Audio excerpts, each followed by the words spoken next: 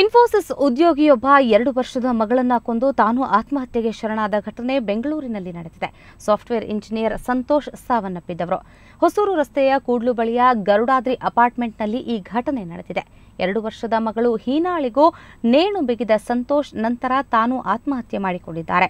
ಪತ್ನಿ ಸುಷ್ಮಾ ಮತ್ತೊಂದು ರೂಮ್ನಲ್ಲಿ ಮಲಗಿದ್ರು. ಬೆಳಿಗ್ಗೆ ಎದ್ದು ನೋಡಿದಾಗ ಪತಿ ಸಾವಿಗೆ ಶರಣಾಗಿರೋದು ಗೊತ್ತಾಗಿದೆ. 2 ದಿನಗಳ ಹಿಂದಷ್ಟೇ ಸಂತೋಷ್ ಕೆಲಸಕ್ಕೆ ರಾಜೀನಾಮೆ ನೀಡಿದ್ರು. ಆತ್ಮಹತ್ಯೆಗೆ ಕಾರಣ ತಿಳಿದು ಬಂದಿಲ್ಲ. ಸಂತೋಷ್ ಸರಡೆ ಅಂತ ಒಂದು 32 ವರ್ಷ ಸಾಫ್ಟ್ವೇರ್ ಇಂಜಿನಿಯರು.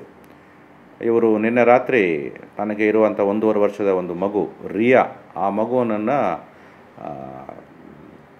ಸಾಯಿಸಿ, ಅಂದರೆ ಒಂದು ಕಾಟನ್ ಕ್ಲಾತ್ ತಗೊಂಡು ಕುತ್ತಿಗೆಗೆ ಹಾಕಿ ಅವರ ಮನೆಯಲ್ಲಿರುವ ಕಿಟಕಿಗೆ ನೇತಾಡಿಬಿಟ್ಟು ಸಾಯಿಸಿಬಿಟ್ಟಿದ್ದಾನೆ.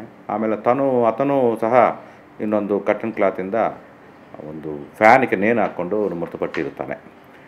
ಈ ಸಂತೋಷ್ ಅನ್ನವರು ಈಗ 2 ವರ್ಷದಿಂದ ಇನ್ಫೋಸಿಸ್ ಕಂಪನಿಯಲ್ಲಿ ಕೆಲಸ ಮಾಡ್ತಿದ್ದು 16/5/11 ತನ್ನ ಕೆಲಸಕ್ಕೆ ರಾಜೀನಾಮೆಯನ್ನು ನೀಡಿರುತ್ತಾನೆ.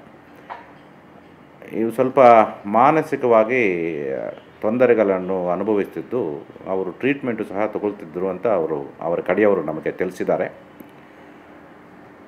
ಯಾವ ಪ್ರತ್ಯೇಕವಾದ ಕಾರಣ ಏನಿದೆ ಅನ್ನೋದು ತಿಳಿದು ಬಂದಿಲ್ಲ. ನಾವು ಪ್ರಕರಣವನ್ನು ದಾಖಲಿಸಿಕೊಂಡು ಈಗ ತನಿಖೆ ಮುಂದುವರಿಸಿದ್ದೀವಿ.